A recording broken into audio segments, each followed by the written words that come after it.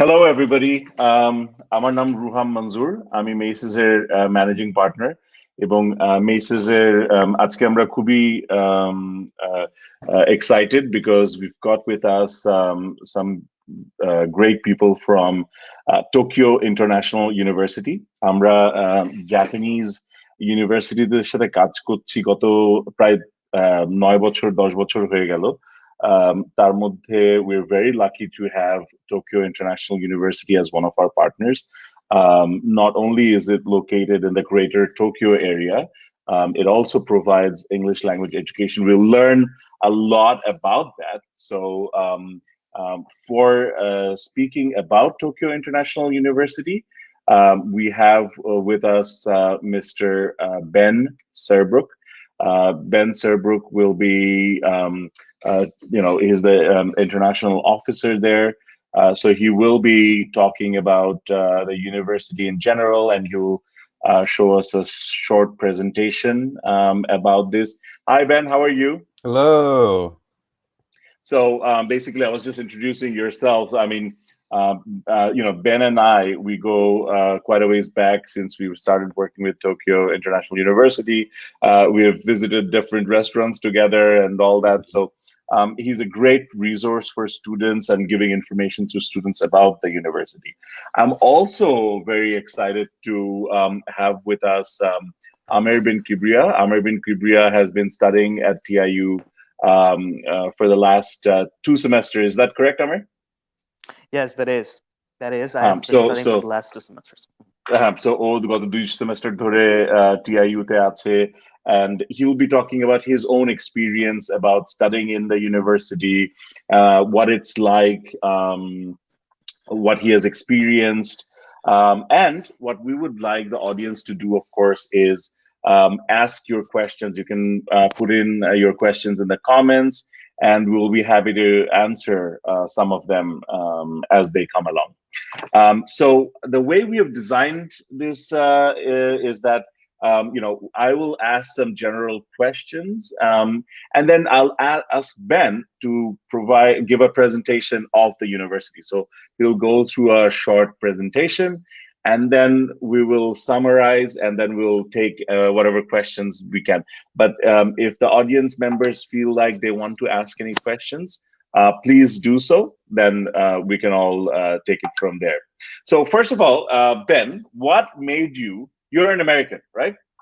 Yes. What are you doing in Japan?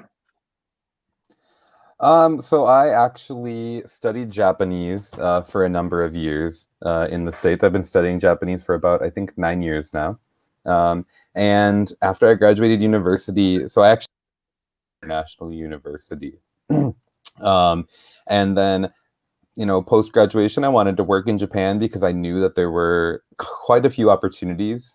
One thing that's nice for me, at least in Japan, is that the population is decreasing, so is their workforce. So there are lots of opportunities for people that can speak English, as well as people that speak Japanese and other languages on top of that. So I came, and I knew that I really liked the university that I studied abroad at. I did a short-term one, and so I decided to see if I could get a job at TIU, and I was able to. And now I work. So basically, you came in to learn Japanese, and you found a very good opportunity in terms of there's a lot of jobs available for people who has multicultural, I mean, another language as well as Japanese in their portfolio. Yeah. So that got you to it.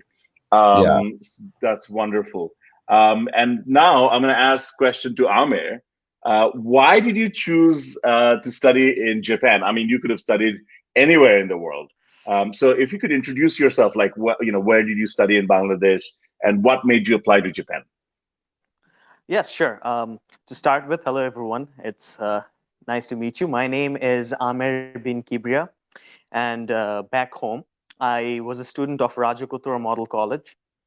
And after I had completed my HSC, which is the A-level equivalent, I decided to come to Japan. Well, to answer Rouham Bhai's question of why I chose Japan, the answer would be quite simply the culture. Well, I previously had been to a lot of countries before. I did come to Japan too. So overall, I found the culture here, the people here, the infrastructure whatever, if, like almost everything about Japan more appealing, as I would like to call it. So that is why I decided to come here. And plus, I did get a very good tuition reduction scholarship at the university as well. It was easy for me to come here. So that's So basically why. I'm gonna put you on the spot here. Uh-huh. Did you learn any Japanese in the 2 semesters that you've been in Japan? Well, yes, I did. I did. Well, Say not something that in much, but yeah. Japanese. Okay. So, おはようございます。私はアメルと申します。私はバングラデシュから来ました。私は TIU の学生です。私は21歳です。Well, what I said here right now is something called the Jiko Shokai. It's self-introduction. What I basically did there was I introduced myself. I told my name. I You told told what where you're age. from and the fact that you're studying in Tokyo International University. Exactly. I hope you exactly, learned a little bit more Japanese. So, I mean, the one thing is that আমরা যখন এটা শুনছিলাম, I think a lot of what you're saying, I was also understanding a little bit about that. I mean, which is great because that you're doing the basic introduction. And I guess this is very important when you're going out there. And It is. Do you work anywhere part time or just study? Well, no, I do work, but now it's summer break. Well, I have been working, but now I have decided to give myself a bit of rest. I did work as an English teacher beforehand. Well, I did that. Well, now I kind of stopped. I'm kind of giving myself a bit of rest. I'm just staying at home. Wonderful. So we'll go back to Ben now. Ben, you can maybe start the presentation. I'm sure our audience is very, excited to learn more about TIU and about basically studying in Japan. And also maybe you're going to cover some of the scholarships and things like that that's available to students, right? I think you're muted, Ben. Oh. Sorry about that. Yes, I am. Yes, so I will just give a quick presentation, just covering kind of some of the main points of TIU. So first of all, everyone, thank you so much for joining us today. I'm really excited to kind of be able to talk a little bit about TIU to you. And I'm even more excited for you to get to hear the experiences of one of our students in particular. So just to kind of start us out, Tokyo International University is a university located in Japan that was founded in 1965. However, our English track program, which is what I'll be talking to you about today, was founded in 2014, so it began 6 years ago. We're located in the greater Tokyo metropolitan area, about 35 minutes by train from central Tokyo. And as I'm sure you all know, the transportation in Japan, the public transportation is fantastic. Many trains always on time, so it's very easy to access Tokyo.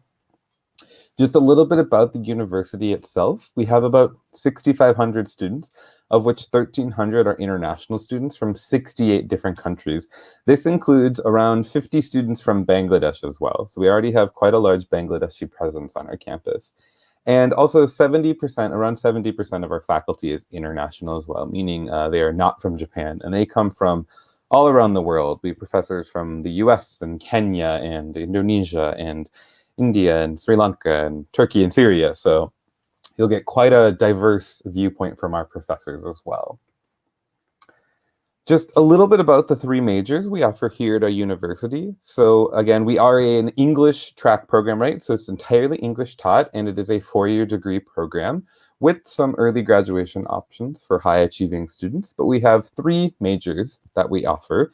We have a Bachelor of Arts in Business Economics, a Bachelor of Science in Digital Business and Innovation, and a Bachelor of Arts in International Relations as well. So I'll talk a little bit about business economics first. So this is kind of your traditional business major. You can study things like management, marketing, finance, and as you can see, we have 5 focus areas, so you can really kind of hone your skills in those areas. But our professors also really focus on the practical applications of these as well, because I know that so many students are studying business so they can go out, get a good job, and be really successful in the business world as well. Our second major, which actually Amer is majoring in, is Digital Business and Innovation. Now, this is our newest major. It began actually this past April, was the first kind of incoming class of students.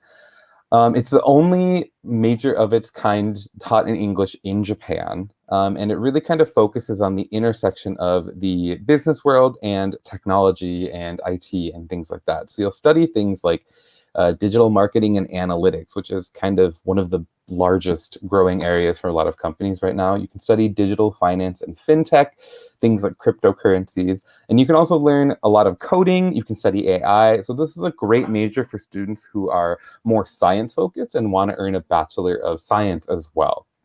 And this is also, I would say, our most math-oriented major as well. You do need to have math in your high school years as well to be able to enter this major. But if you don't know how to program or do anything like that, you still can apply for this major, so no worries there.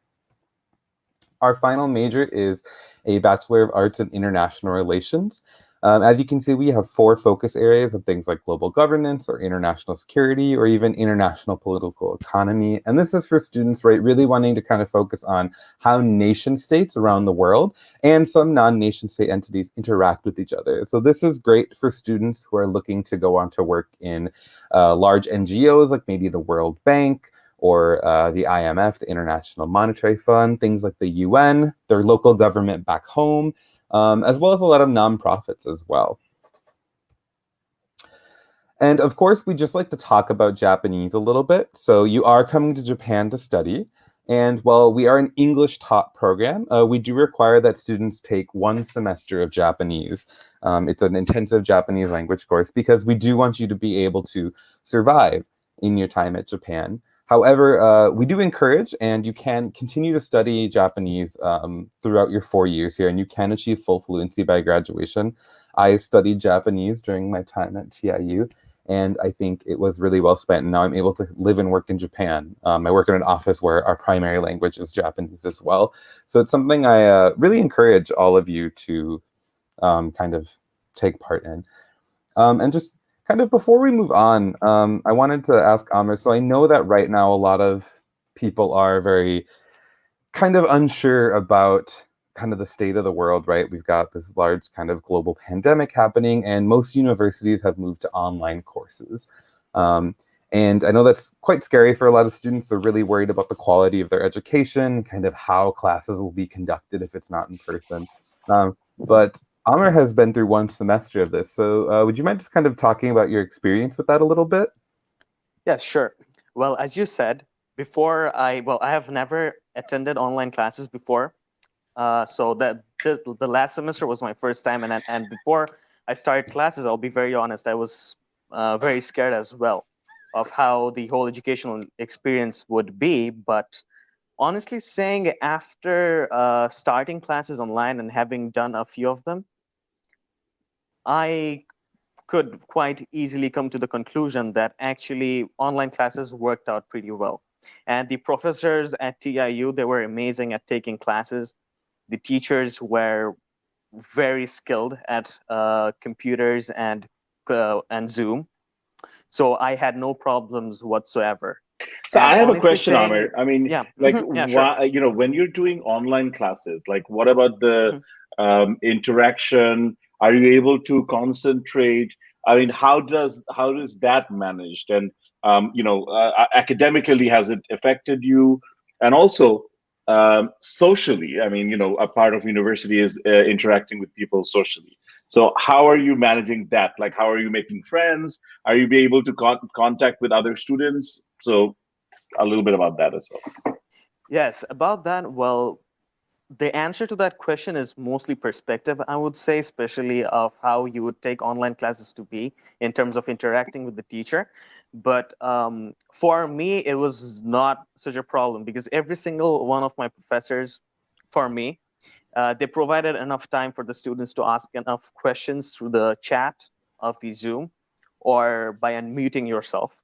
So I could ask enough questions, the questions that I had to ask.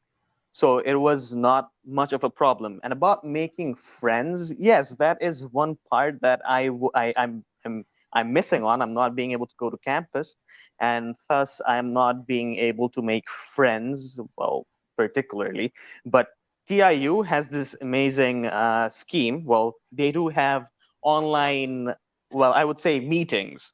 So what TIU does is they provide you with links. They provide their students with links where where students can meet each other. So the part of not being able to meet students and peers is not completely prevalent. You can actually go and meet students if you So want to. that's So wonderful because you can actually make friends even though you're not doing physical, whatever, like classes. You are able to interact with them, and you're also being able to interact with other students through the different methods that the university has created for you. absolutely, yes. Uh-huh. Yes. Wonderful. Yeah, so yeah, I think we've our professors worked very hard to like really make sure that they were doing all that they can to really prepare for this upcoming semester. And I think this upcoming semester as well, and like if no, I'm not even going to say it. Hopefully next year everything will be back. But for this upcoming semester, they're so prepared for it, right? So they already know how to do this. If they ever need to do this again, right, or if something comes up like this in the future, they will have this experience behind them. So I think we can be rest assured that they were still able to really kind of follow through with all of this. Yeah. So just a little bit more about that support. So Amer mentioned kind of these online meetups and stuff that was happening on campus, on our virtual campus, I guess. And that was really put together by our International Exchange Office, which is our department that handles kind of all student support for your daily life and things like that. So they handle things like airport pickup for your first time coming to Japan. They can put you in touch with a real estate agent if you need to find an apartment. They can help you with visa renewal. They help students open bank accounts during their orientation week on campus. And they even have students that will go with you to interpret for you if you aren't comfortable with Japanese, if you ever need medical or an emergency assistant and things like that. So there's lots of options for students to find the support they need. One other thing we just like to point out to students too is we have an entirely halal cafeteria on our campus as well as a number of halal restaurants and kind of supermarkets and things like that, actually quite close to our campus as well. So if you are looking for halal dining, that is an option as well. We also offer a number of dormitories around our campuses. They're actually located on our campus 2, which is a quick, I think about 10 to 15 minute walk away from the campus where most of the English track courses take place. But they are fully furnished. We have both single rooms and shared rooms, depending on the style that you want. They're quite comparable rent for the area as well. And again, they are fully furnished, so you don't need to worry about buying a bed or anything like that. You can live in them for up to 1 year. And again, when you move out, our offices can put you in contact with a real estate agent who speaks English to help you find an apartment, help you set up your internet and gas and electricity, and even help you find a lot of that furniture that you'll need as well. So we do have support for when you move out of the dorms. Another thing we like to remind students of is we have a wonderful career desk as well on our campus. In 2020, we actually had a 95% employment rate of the students who are looking for jobs both in and outside of Japan. And so we're really proud of that. For our international students, actually, this is specifically for international students. So they will help you do things like prepare your resume, help you do interview coaching, or if you're really just trying to figure out kind of what sort of career is for you, they can help you with that. They also put a career fair on every year as well. And one thing that we just like to kind of remind students of is Japan has a different kind of job hunting system. So what will happen is you actually begin job hunting at the end of your junior year, your 3rd year, and you spend most of your senior year looking for a job. So that 95% employment rate is actually of students who were looking for a job prior and who got a job offer prior to graduation. So it's quite high, but even for students who maybe aren't able to find a job before graduation, or if they're focusing on other things, you can apply for a job hunting visa as well for up to 1 year. And then in terms of work visa, we just also like to remind kids that Japan is not like places like the US. There's no kind of limit on how many visas you can get or something like that. As long as you have a job in Japan and you are continuing to be sponsored by them, you can continue to apply for your visa. You just have to fill out your paperwork and go to immigration, and it can be a little tedious, but we don't see any of that kind of stress that you see in other countries. And I can kind of corroborate that as a non-Japanese person who has to renew their visa occasionally. I mean, I was actually quite surprised. I mean, when we talk to students, like, why do they want to study abroad, right? So the few things that come up is, of course, good quality education, safer environment, but also for Bangladeshi students in general, they want opportunities during and after their studies.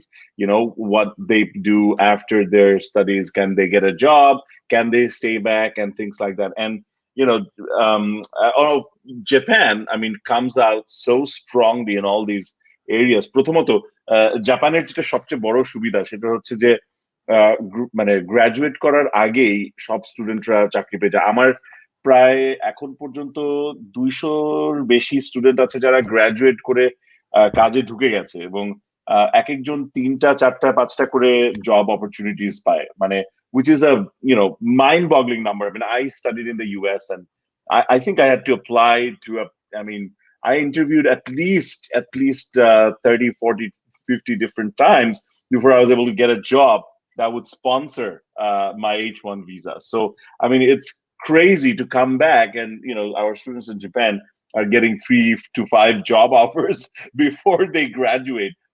Now that was something very, very interesting. The other thing, of course, in terms of safety, security, I don't think it gets any better than Japan. Sorry, Ben, I No, butted in fantastic. between, so please go ahead. These are really good points to bring up. I mean, it's one thing that I think a lot of people don't necessarily realize about Japan as well. And another important thing to remember is that Japan is globalizing as well, right? They have the 3rd largest economy in the world with a number of multinational companies. So they need English speakers, right? Japan kind of doesn't always turn out too hot when compared with their English ability compared to other countries. So you, as somebody with both international perspective and you speak English and Bangla and Japanese, right? You come out so strong in the job market. So these are really good things to consider if that's what you're looking to do after graduation. Great, wonderful. Yeah, we also, I'm sure you guys all heard, Amar has an 80% tuition reduction scholarship. So I just wanted to talk a little bit about kind of the scholarships. Way to go, Amar. University. Yeah, right? Fantastic. So our standard tuition at our university is about 13,000 or like 13,000-ish USD per year. However, that's without any sort of tuition reduction scholarship. So we offer 4 levels of that. We have a 30, 50, 80, and 100% tuition reduction scholarship. And as you can see, these are kind of the numbers for how much you'll pay at each level of that. So one thing that we get asked a lot by students, right, is how can I get kind of the best scholarship as possible? Because these are merit-based, right? So there is a little bit of a competitive edge there, right, in order to get these scholarships. So what we like to remind students is there's kind of 4 main factors. The biggest factor on your scholarship, both admission and your scholarship, is your high school transcript, right? So your GPA or your grades or whatever that is. The next biggest one is your English proficiency score. So whether that's, IELTS, TOEFL, maybe you're using your O-level scores, whatever like that. After that, it's your personal statement. You do Duolingo as well, right? Yes, we do accept Duolingo right now as well. Which we know is quite easy for many students to take. And then, yes, the 3rd biggest one is your personal statement, your essay that you write when applying. And then after that, your extracurriculars weigh in as well. So you want to keep those as strong as possible. And those will be the way to get the best scholarship possible for you. So just to summarize, because I know there are many students who have asked us about scholarships and how to get them. And so just to summarize, scholarshipের পাওয়ার পিছনে 3-4টা factor আছে। একটা হচ্ছে সবচেয়ে বড় যে ফ্যাক্টরটা সেটা হচ্ছে result. So GPA ভালো হতে হবে, ও লেভেল স্কোরস ভালো হতে হবে। So that's a very, very important factor. Second হচ্ছে দ্য ইংলিশ টেস্ট স্কোর, মানে হলো যে standardised English test score, for example IELTS, TOEFL, Pearson test of English. So any of these, if you do really well in that, right now for this time TIU is also accepting Duolingo because বিভিন্ন দেশে আবার IELTS চলছে, যেমন বাংলাদেশে এখনো IELTS আমি জানি it's not very reliable right now. So once you have that, and also extracurricular activities and your personal statement, so the personal statementটা লিখতে হয় ঢোকার জন্য, এবং বাইরে মানে পড়াশোনার বাইরে কি করছেন, লিডারশিপ কোয়ালিটি কি আছে, এগুলো সব important factor, and that is assessed by the university compared to other candidates, and that's what generates the scholarship. Sorry, Ben. No, perfect. It's good. We want to make sure everyone understands that because we know it's really important. And we also just like to remind students that, 90% of our students are receiving some form of that scholarship. And of those 10% that aren't, most of them chose actually not to apply for one because it's just a quick little box that you check off on your application form. So make sure you apply because you have a really good shot of getting one. But even outside of that, we just like to talk a little bit about kind of average tuition fee. As you can see, TIU is about, a third of that of the average US and half of that of Canada, Australia, and the UK. And our living expense, one thing we like to try to dispel is that Japan is actually a lot cheaper to live in than a lot of people think. It's significantly cheaper than like Australia or the UK, and even Canada, US, and New Zealand, right? So when you put all that together without even any kind of scholarships or anything available to that, it's already significantly cheaper than kind of your other standard destinations that you think, right? About 1.83 million Dhaka per year. But you're removing, if you have like a 50% tuition reduction scholarship, you can knock off about $5,000 off of that price.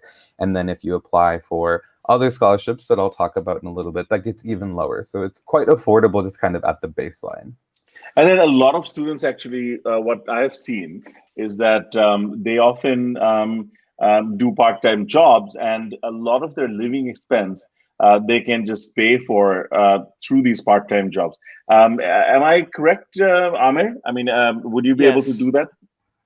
Yes, that is very true. Honestly saying, Japan, I'm saying this in Bangla, Japan, part-time jobs ashole onek beshi. Mane it's more than just available. Chaile ekta part-time job pawa jay, or it's pretty well paying. The lowest, I think it starts at 900.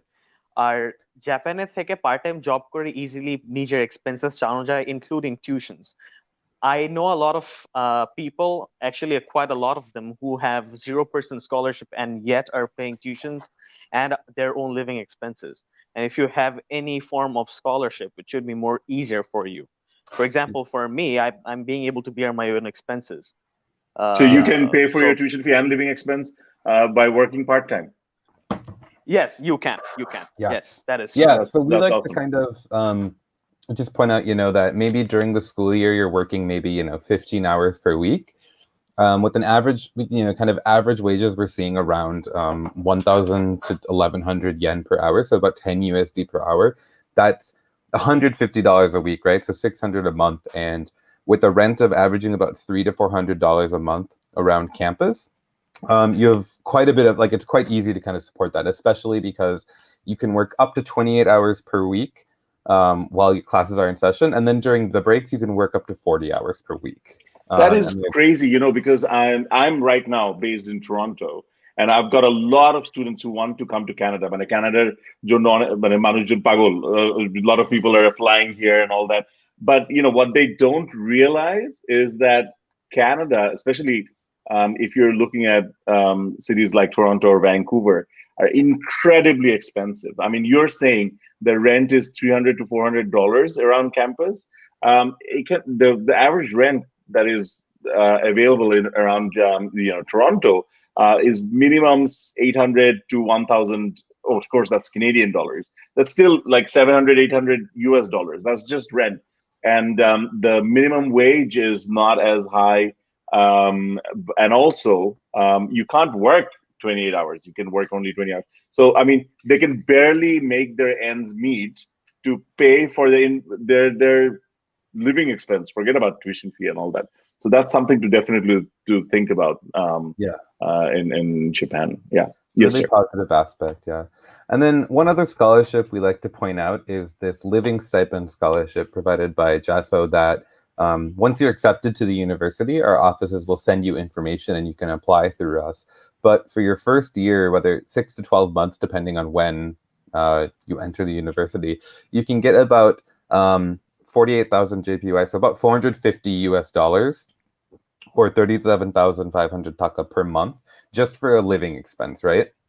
So this could easily cover your rent and then some. So wow, that's great. yeah, I mean, especially during your my first personal semester. experience is all our students have got it. I mean, obviously, the last semester students were not able to get it because they are not in Japan. But I guess once you're physically in Japan, then they can access it. I mean, if they start their semester there, which is a wonderful support. I don't see, I don't know of any other country which gives students such a great encouragement. Like, I mean, this is an encouragement that, hey, welcome to Japan. Here's some money for you for the first year for your living expense. That is just unheard of.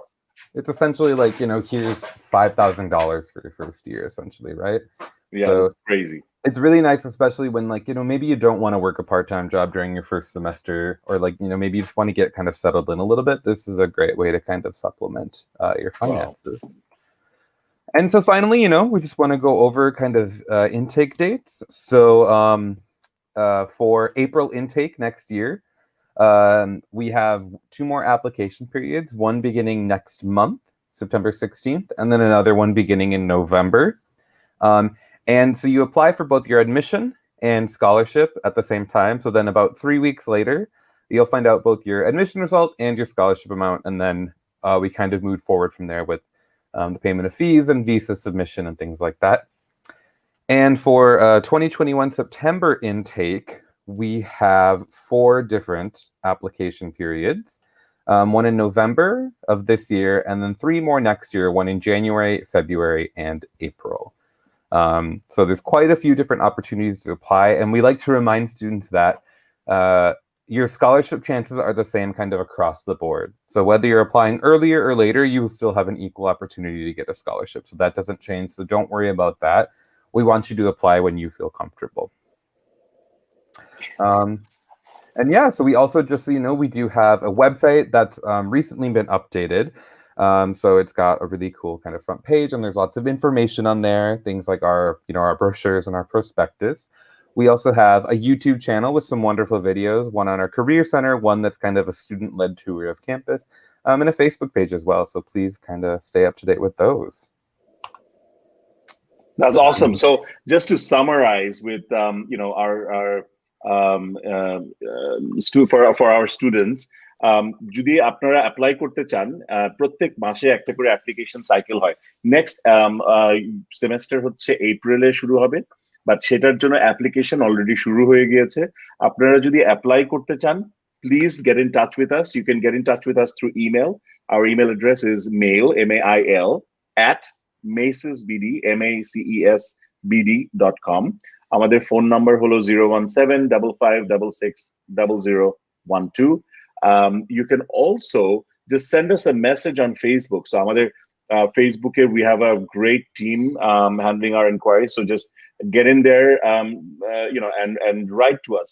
Also, আমাদের website, which is macesbd.com, ওই ওয়েবসাইটে গেলে we have actually a dedicated page for Tokyo International University. You can actually see a wonderful video about the university. And also in that, there is an inquiry form. So if you fill up an inquiry form, we will get in touch with you and we will help you in the entire process. So আমাদের কাজ হলো আপনাদের অ্যাপ্লিকেশনটা check করে, আপনার যদি academic documents, মানে আপনার academic background check করে, we can find out whether you're eligible to apply. We can help you with the application process. We have a great team.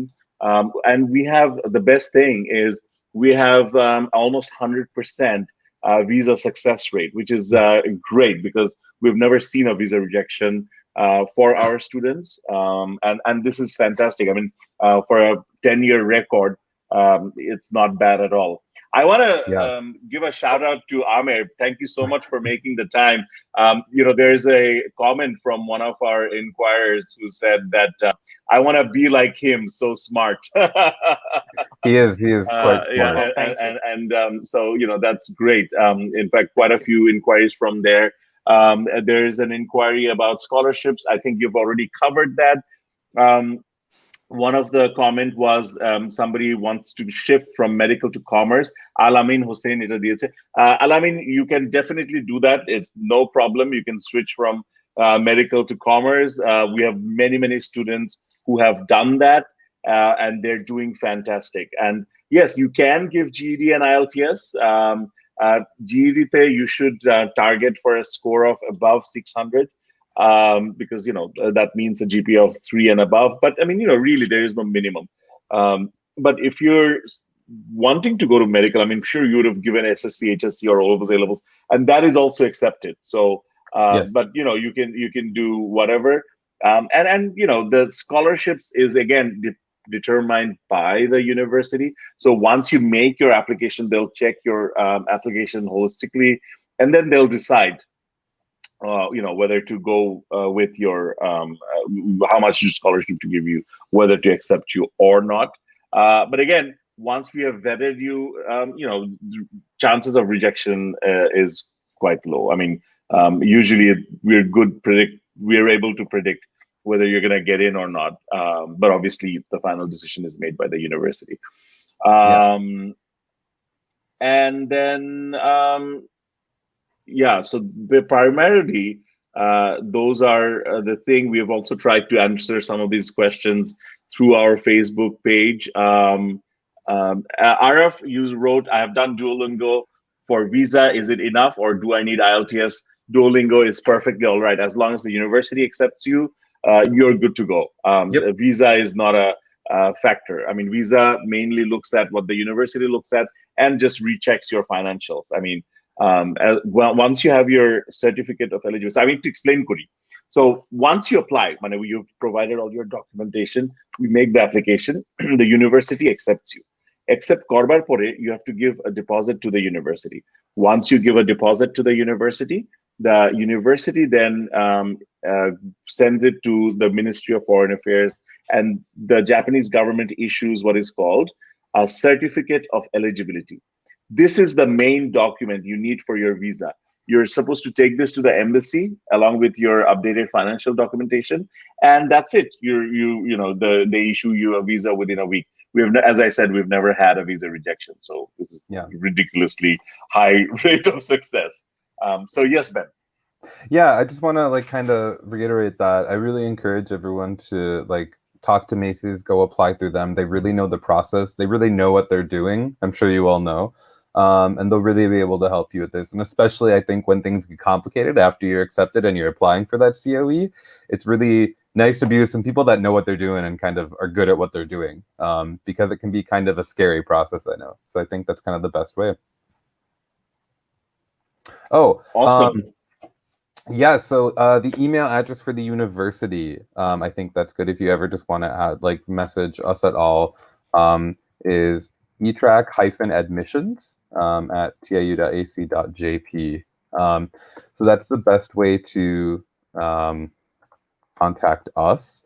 If maybe I don't know how to put that in the comment section. Well, I mean, what we can do is, anyway, if a question is asked, we can then forward to the university. So as Mace says, what we can do is we can act as a conduit between the university and the students. So not only can we answer most of the questions for the university, we can also, if somebody has any questions, we can always relay that on to the university and get the answer from the university. Yeah, and I think that's a really good point. Maces really know what they're doing. They've been working with us for a few years now, so a lot of your questions you might have, they probably know the answer to. So, but again, you can always feel free to reach out to us. Please look at our webpage.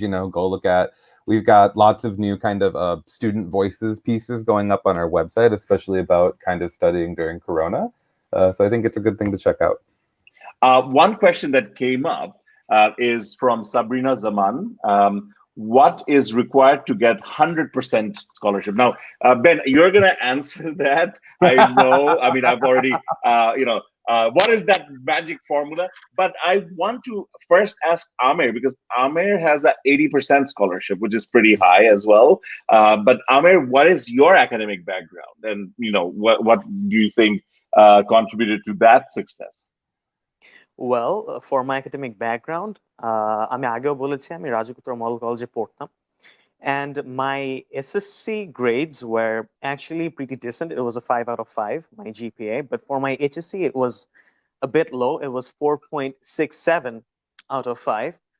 So, and after that, my IELTS score chilo 7.5. Yeah, 7.5. So, Ekula Harp, actually, to get a scholarship, you need decent grades, as Roham had told you before. But এটা ছাড়াও, what you really need is a good English proficiency score, be it IELTS or be it TOEFL or Duolingo or whatever.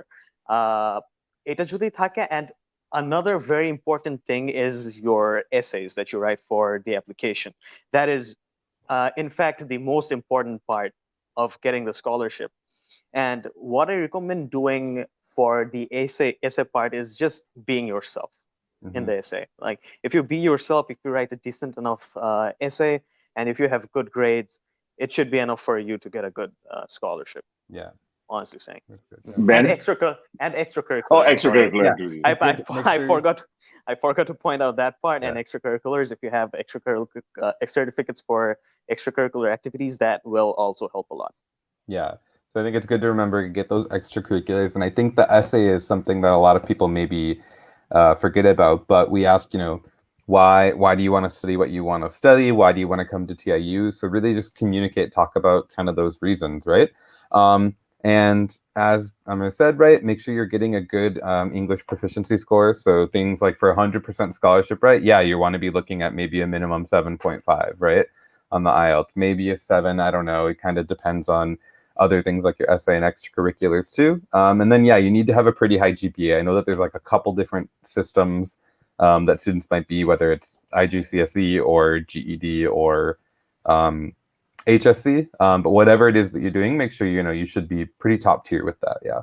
So exactly, I mean, just to summarize everything, if you're looking for 100%, so 100% is the top scholarship, and obviously the person who gets the top scholarship has to be the best. So if your GPA is 5 out of 5, or O levels, A levels, all A's, I'm sure if he, Amer, if he had because he had a very good extracurricular activities, his essay was pretty good, and we also helped him check on the essay as well. So as an elder brother, we can also check on that.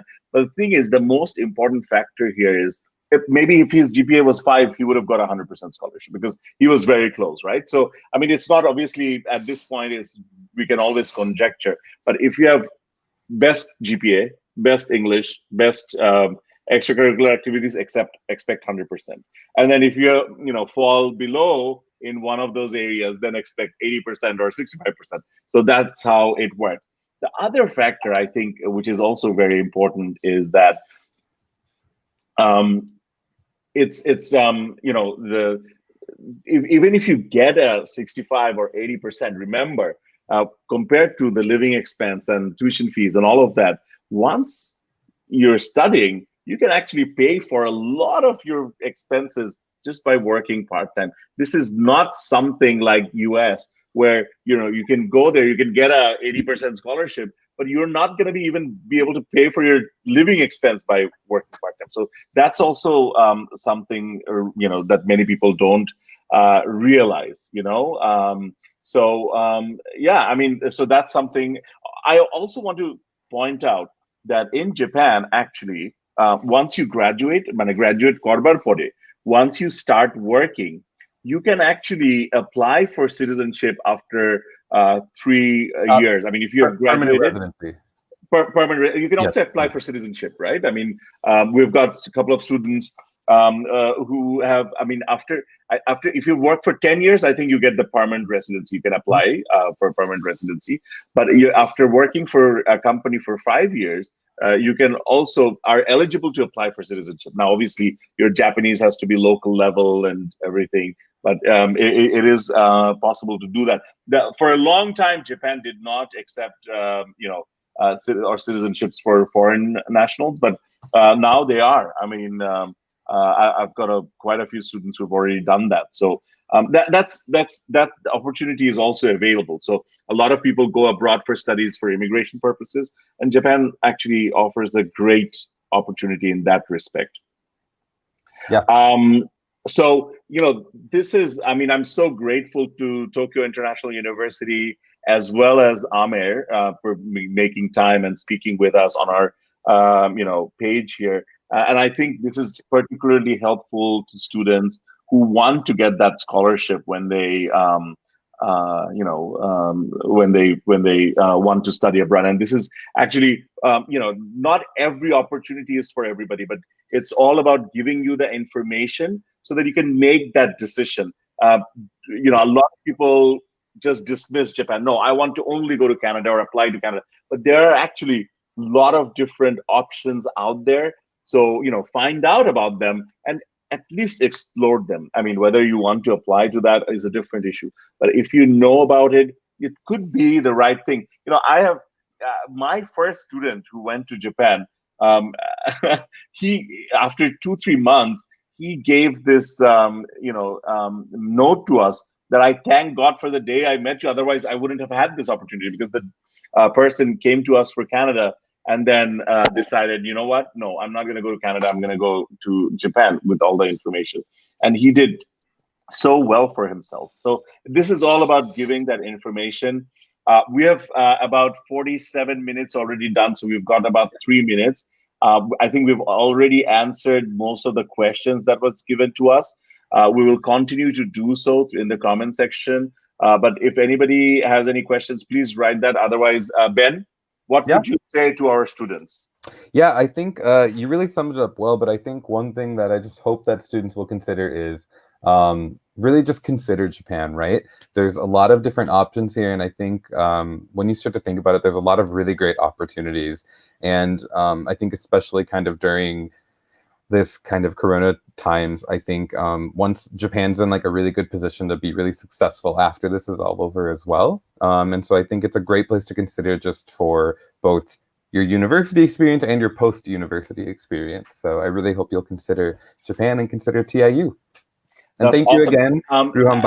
Ben, I have, I mean, thank you so much again. I mean, this is, great. And Ben has always been, I've taken him, you've given presentation in front of 600 people. You've given presentation in front of 20 people. So, I mean, you're already a master in that.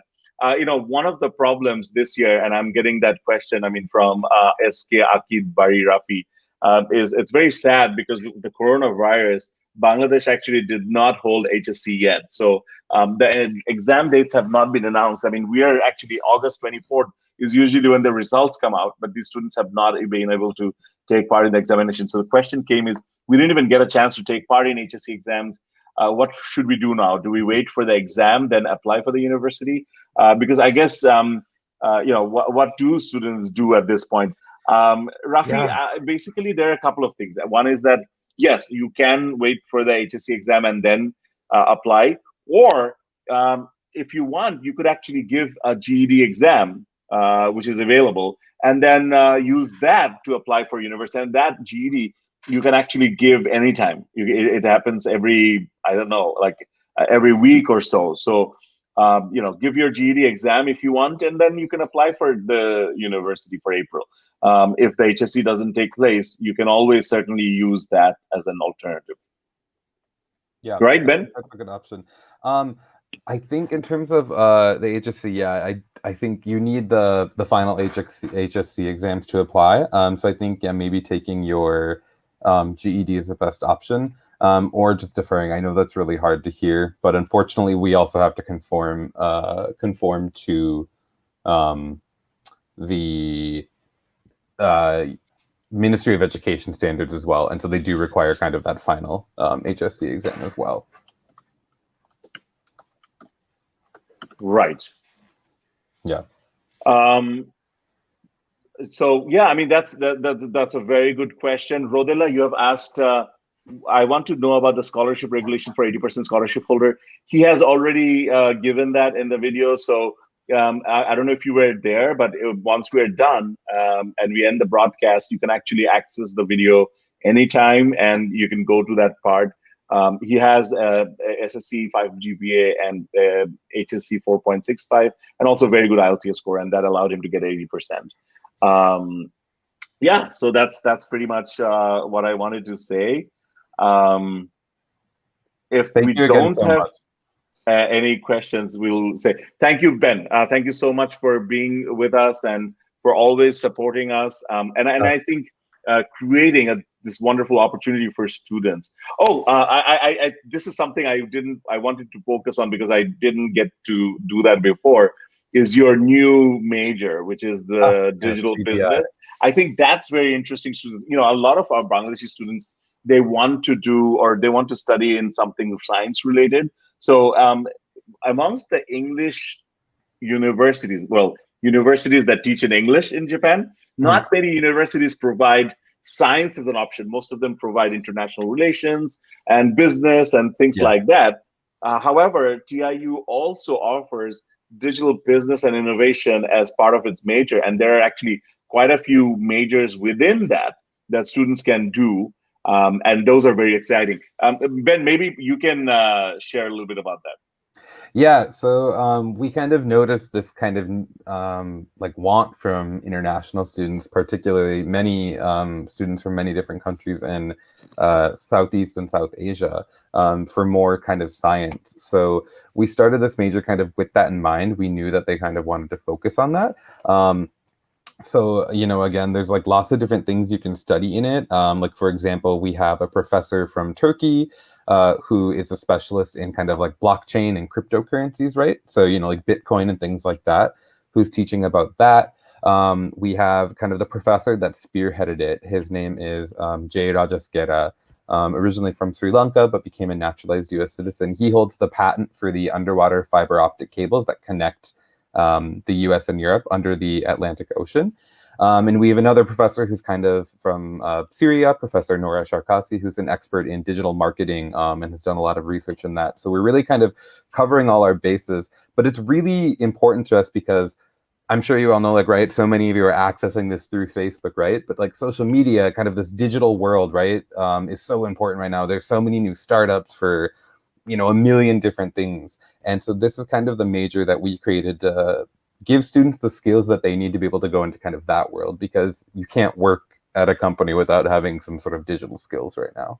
So I think it's really important for students to study that. Yeah, I mean, again, I mean, these are really good questions. Everybody who listened in, thank you so much. We've gone Yes, over a little bit. We wanted to finish before 50 minutes, so we've gone to 53 minutes. So I'm going to let our honorable guests go for now. Thank you so much, no, everybody. thank you. Please continue. Yes, thank you. Thank you. Thank you. Thank you, Thank you very Rompa. much. Thank And you, we Ben. will continue to take your questions. Please do send us messages on our Facebook page. Go to our website and fill up an inquiry form, and Please. that will take care of that. Thank you so much.